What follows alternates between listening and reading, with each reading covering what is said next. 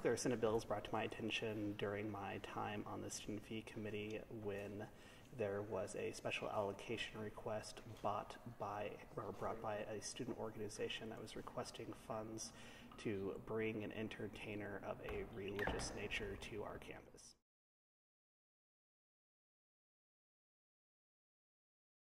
From my understanding, the one-time allocation request, which is what this is classified as, was brought to our attention by Dr. Wade Robinson because he thought it was more appropriate for it to be funded out of unallocated reserves.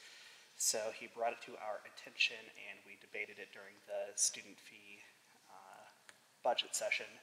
During the second day of deliberations, President Tebus Joshkun and his treasurer, David Shaw, brought it to our attention that they had passed an amendment to the student organization funding request prohibiting the funding of religious organizations.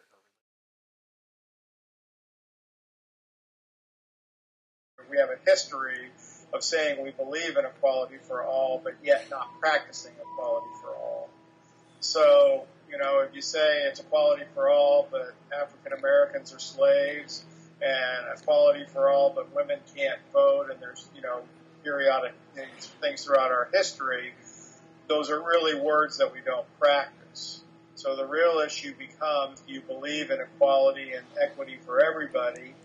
And I think our Constitution was founded on that idea.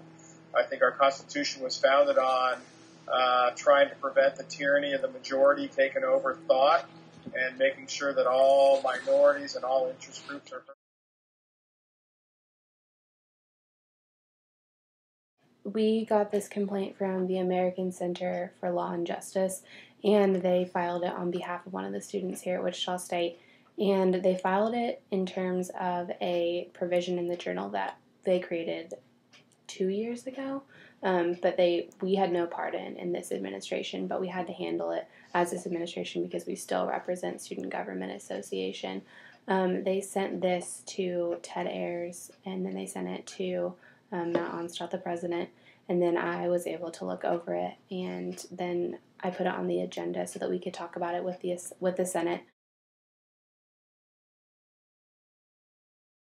I don't think that the statute in the journal violates anyone's First Amendment rights because this is a public university. We have to put in place some regulations on what we do and do not fund. We have regulations in place that stop you from funding things like weapons. We have regulations that stop you from funding different political parties. And so this is just another regulation that was in place to make sure that student fees were not going to a place that would make anyone uncomfortable. So we compare it really often to the political parties statute in the journal. We don't fund anyone who supports either party or any initiatives to promote either party. So why would we fund an initiative to support one religion over another? I don't think it's discriminatory because we do give them funding for other events like educational events, and that's what our funding mainly aims to be anyway for most student organizations. And some people have expressed it in terms of like, if we had an NRA group on campus, we have a provision that says we do not fund like weapons or things that promote the use of weapons. So like any group, you could find a part in the journal that maybe discriminates against them, but that doesn't necessarily mean that it's right or wrong.